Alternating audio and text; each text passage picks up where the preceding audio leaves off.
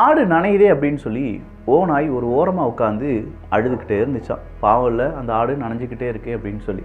அதே மாதிரி தான் இருக்குது ரஷ்யா, உக்ரைன், அமெரிக்கா இப்படின்னு சொல்கிற பல பிரச்சனைகளை பார்க்கும்போது நான் தான்ப்பா உங்களுடைய அடுத்த பாதுகாவலன் வந்து களமிறங்குகிறார்கள் யூரோப்பினுடைய நிலைமை என்னவா இருக்கும் அப்படிங்கிற யோசனை எல்லாருமே அப்படியே யோசிச்சுட்டே இருக்கும். திடீர்னு பார்த்தா அமெரிக்கா ரஷ்யாவை கூப்பிட்டு ஒரு நெகோஷியேட் பண்ணுறியா ரஷ்யா அப்படின்னு சொல்லி கேட்டிருக்காங்க. நெகோஷியேஷன்னா யார் கூட? உக்ரைன் கூடயா? இல்லை, ஈரான் கூட ஒரு நெகோஷியேட் பண்ணு. ஈரான் அணு ஆயுதத்தை எடுக்காமல், உபயோகிக்காமல், உருவாக்காமல் இருப்பதற்கு என்ன செய்ய வேண்டும் அப்படிங்கிறத கொஞ்சம் நெகோஷியேட் பண்ணு, உனக்கான நெகோசியேஷனை நான் பார்த்துக்கிறேன் அப்படின்னு சொல்லி சைட்டில் இப்படி ஒரு டீல் நடந்துட்டுருக்கான். இதை இன்னைக்கு ப்ளூம்பெர்க் அந்த ஒரு ஊடகம் இருக்குல்ல, அவங்க செய்தியாக வெளியிட்டிருக்கிறார்கள். இந்த மாதிரி ஒரு சைடான ஒரு பேச்சுவார்த்தை நடைபெறுவதற்கான வாய்ப்புகள் இருக்கான்னு கேட்டால் கண்டிப்பாக வாய்ப்புகள் இருக்குது. ஆனால் இது மட்டுமே நடைபெறவில்லையே, ஏகப்பட்ட அப்டேட் வந்திருக்கு. எல்லாத்தையும் பார்க்க போகிறோம். பார்த்துடலாமா?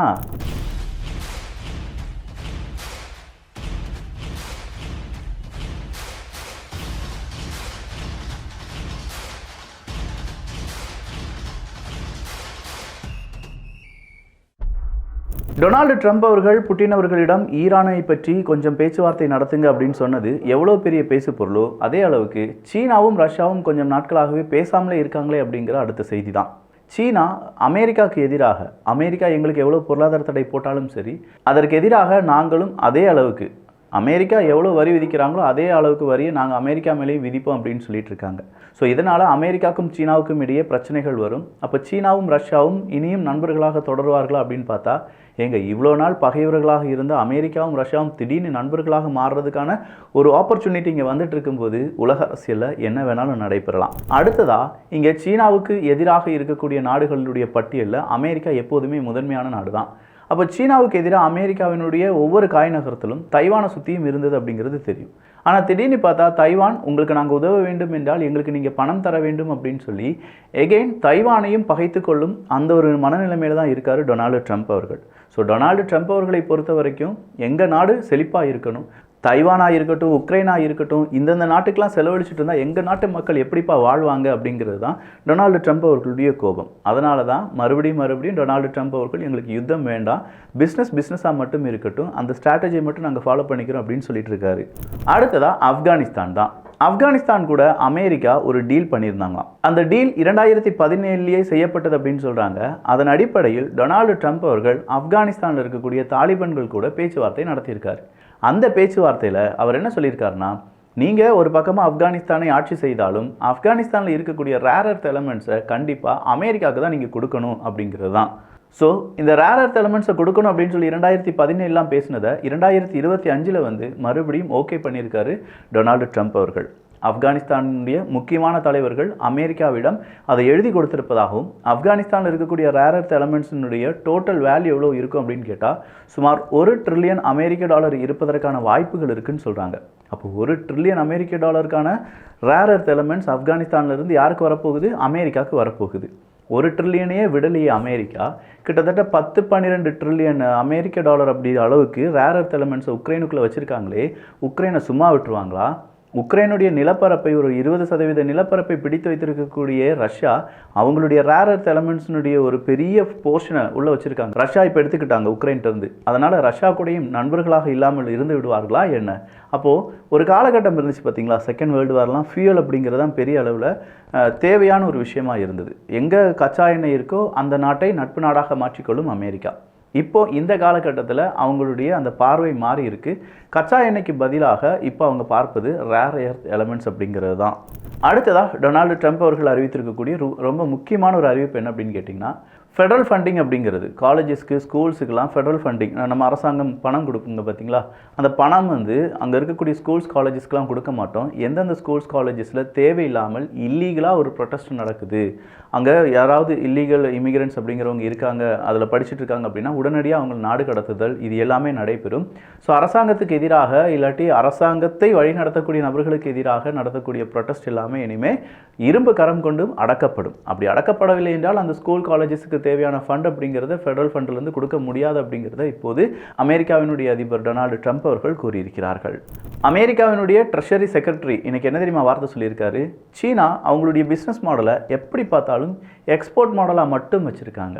வெறும் எக்ஸ்போர்ட்டை மட்டும் நம்பி சீனா இருக்காங்க அப்படிங்கிறத விட பிற நாடுகளுக்கு எக்ஸ்போர்ட் பண்ணி மட்டுமே அவங்க வளர்ந்து கொண்டிருக்கிறார்கள். இப்படி ஒரு பிஸ்னஸ் மாடலை எங்களால் அக்செப்ட் பண்ண முடியாது. எனவே சீனாவினுடைய இந்த பிஸ்னஸ் மாடலை சீனா மாற்றிக்கொள்ளவில்லை என்றால் வருங்காலத்தில் சீனாவுக்கு பெரும் பிரச்சனைகள் வரலாம். சொல்லப்போனால் அவங்களுடைய எக்ஸ்போர்ட்டை நிப்பாட்டுறதுக்கான வாய்ப்புகளை நாங்கள் ஏற்படுத்துவோம்.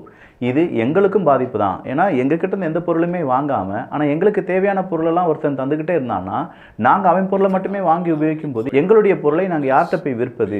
விற்க முடியாத பொருட்களுக்கான பணத்தை எங்கள் மக்கள் எப்படி அவங்களுடைய லாபத்துக்காக இல்லாட்டி அவங்களுடைய அன்றாட தேவைக்காக செலவழிப்பாங்க? ஸோ எங்கள்கிட்ட பணம் அப்படிங்கிறது முடங்கி விடுகிறது. ஆனால் அதே நேரத்தில் சீனாவிடம் அந்நிய செலவாணி அப்படிங்கிறது பெருக்கெடுத்து ஓடுது. இது எங்களுக்கு பெரும் பிரச்சனையாக இருக்கிறது அப்படின்னு சொல்லி முக்கியமான ஒரு பிரச்சனையை இன்னைக்கு யுஎஸ் ட்ரெஷரி செக்ரட்டரி அப்படிங்கிறவர் கூறியிருக்கிறார். இது உலக அளவில் பெரும் பேசு பொருளாக மாறலாம். ரொம்பவே முக்கியமான ஒரு செய்தியை சொல்ல மறந்துட்டேன் பாருங்க. அமெரிக்கா உக்ரைனுக்கு தேவையான ஆயுத உதவி எல்லாத்தையுமே தற்காலிகமாக நிறுத்தியிருக்கிறார்கள். தற்காலிகமாக நிறுத்தியிருக்கிறார்கள் அப்படின்னா நிறைய ஆயுதங்கள் ஆல்ரெடி அமெரிக்கா கொடுத்துருக்காங்க உக்ரைனுக்கு. ஸோ அமெரிக்காவினுடைய ஆயுதங்கள் உக்ரைனில் இன்னும் எத்தனை தினங்களுக்கு இருக்கும் அப்படிங்கிற கேள்விக்கு 2 to 3 months அப்படிங்கிற ஒரு ரிசல்ட் வந்திருக்கு. 2லிருந்து 3 மாதங்கள். அந்த 3 மாதங்களுக்குள் அமெரிக்காவினுடைய அனைத்து விதமான வெப்பன்ஸும் என்ன ஆயிருமா? காலி ஆயிருமா உக்ரைன்ட்டு. அதன் பிறகு உக்ரைன் மறுபடியும் சோவியத் யூனியன் ரஷ்யா காலத்தினுடைய அந்த வெப்பன்ஸை பயன்படுத்த வேண்டி இருக்கும். அப்படி இல்லைனா ஐரோப்பிய நாடுகள் தரக்கூடிய அவுடேட்டட் ஆர்ம்ஸ் அண்ட் மிசைல்ஸ் அப்படிங்கிறத பயன்படுத்த வேண்டியதாக இருக்கும் அப்படின்னு சொல்கிறாங்க. ஸோ ஐரோப்பிய ஒன்றிய நாடுகள் ஒட்டுமொத்தமாக அவங்களுடைய இராணுவ சம்பந்தமான ப்ரொடக்ஷனை இன்க்ரீஸ் பண்ண நினைச்சாலும் அங்கே இருக்கக்கூடிய இண்டஸ்ட்ரியல் கேப் அப்படிங்கிறது ஒரு பெரும் சிக்கலாக மாறி இருக்கிறது. இவ்வளோ நாள் ஐரோப்பாவுக்கு செக்யூரிட்டி கேரண்டியாகவும் அவங்களுக்கு தேவையான இன்டெலிஜென்ஸ் நெட்வொர்க்கையும் ப்ரொவைட் பண்ணிட்டு இருந்த அமெரிக்கா இன்னைக்கு ஐரோப்பாவுக்கு நேர் எதிராக இருப்பதால் ஐரோப்பா மீண்டும் அவங்களுடைய அந்த டிஃபென்ஸ் செக்டாரை ஃப்ரம் த ஸ்க்ராட்ச்லேருந்து ஸ்டார்ட் பண்ணணும் என்பதும் குறிப்பிடத்தக்கது.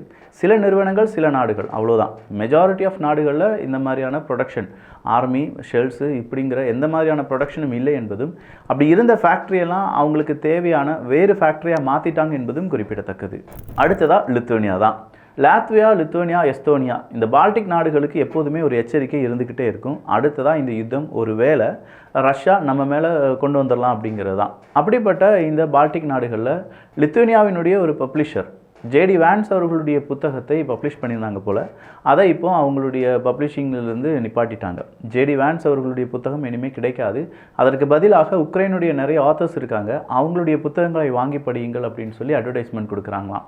ஸோ லித்துவேனியா இவ்வளோ நாள் ரஷ்யாவுக்கு எதிரான நாடாக இருந்தது, இப்போது அமெரிக்காவினுடைய துணை அதிபருக்கு எதிரான நாடாக மாறி நிற்பதால் அமெரிக்காவினுடைய கோப பார்வை லித்துவேனியா பக்கமும் போகிறதுக்கான வாய்ப்புகள் இருக்கின்றன. ஏன்னா ஜேடி வேன்ஸ் அவர்களும் அதே மாதிரி அமெரிக்காவினுடைய அதிபர் டொனால்டு ட்ரம்ப் அவர்களும் எப்போ என்ன செய்வாங்க அப்படிங்கிறத யாராலையுமே ப்ரிடிக்ட் பண்ண முடியாது என்பதும் குறிப்பிடத்தக்கது. உக்ரைனுடைய பிரசிடென்ட் ஜெலன்ஸ்கி அவர்கள் எங்களுக்கும் அமெரிக்காவுக்கும் எந்த டீல் இல்லை அப்படின்னு சொல்லிட்டு போயிட்டார். ஆனால் அதே உக்ரைனுடைய பிரைம் மினிஸ்டர் என்ன சொல்லியிருக்காங்கன்னா, சீக்கிரமாக உக்ரைனும் அமெரிக்காவும் அந்த மினரல் டீல்ஸில் கையெழுத்து போடுவதற்கான வாய்ப்புகள் இருக்குது அப்படின்னு சொல்லியிருக்காங்க. ஸோ ஜெலன்ஸ்கி அவர்கள் ஏற்படுத்தின டேமேஜை உக்ரைனுடைய பிரைம் மினிஸ்டர் கொஞ்சம் கொஞ்சமாக பேட்ச் ஒர்க் பண்ணி சரி பண்ணிட்டு இருக்காரு. எந்த அளவுக்கு இது சரியாகும் அப்படிங்கிறது காலத்தின் கையில் தான் இருக்கிறது. அடுத்ததாக மியான்மர் தான். ரஷ்யாவில் மேலும் 2 அலுவலகங்களை ஓப்பன் பண்ண போகிறோம் அப்படின்னு சொல்லி மியான்மர் அறிவித்திருக்கிறார்கள். பெலாரஸை பொறுத்த வரைக்கும் என்னப்பா எல்லாரும் ரேர் எர்த் எலமெண்ட் நீ போடுங்க ஒரு சர்வேயா, நம்ம ஊரில் எங்கெல்லாம் இருக்குது ரேர் எர்த் எலமெண்ட் சீக்கிரமாக தோண்டி கண்டுபிடிங்க அப்படிங்கிற உத்தரவை கொடுத்திருக்கிறாராம். ஸோ பெலாரஸும் ரேர் எர்த் எலமெண்ட்ஸ் இருக்கா இல்லையா அப்படிங்கிறத சோதித்து பார்ப்பதற்கான அந்த சோதனையில் இறங்கியிருக்கிறார்கள். செர்பியாவினுடைய பாராளுமன்றத்தில் நடந்த நிகழ்வு, எதிர்கட்சி ஆளும் கட்சி அப்படிங்கிறவங்க நேருக்கு நேர் மோத பாராளுமன்றத்தில் இந்த ஸ்மோக் பாம்ப்ஸ் அப்படின்னு சொல்லுவாங்க பார்த்தீங்களா, புகைக்குண்டுகள், அந்த புகைக்குண்டுகளை வைத்து மாற்றி அடித்து கொண்டது அப்படிங்கிறது ஒரு பெரும் சர்ச்சையை ஏற்படுத்தியிருக்கிறது. ஸோ உலக அரசியலில் பெரிய மாற்றங்களும், பல நாடுகள் அவங்களுடைய இன்டர்னல் நாட்டு பிரச்சனையை ஓய்க்க முடியாமல் இருக்கிறார்கள் அப்படிங்கிறதும் தெளிவாக புரியக்கூடிய இந்த நேரத்தில் உக்ரைனுக்கு உதவுவதற்காக ஐரோப்பிய நாடுகள் என்ன செய்ய போகிறாங்க அப்படிங்கிற அந்த கேம் பிளானை இன்னொரு பதிவில் பார்க்கலாம். அப்போ இந்த பதிவு எப்படி இருந்துச்சு அப்படிங்கிற உங்களுடைய கருத்துக்கள் இங்கே வரவேற்கப்படுகின்றன. எல்லோரும் வியூகத்தில், தமிழ் வியூகத்தில் இணைந்திருங்கள். நல்லதை பகிர்ந்து நல்ல சமுதாயத்தை உருவாக்குவோம். நன்றி, வணக்கம்.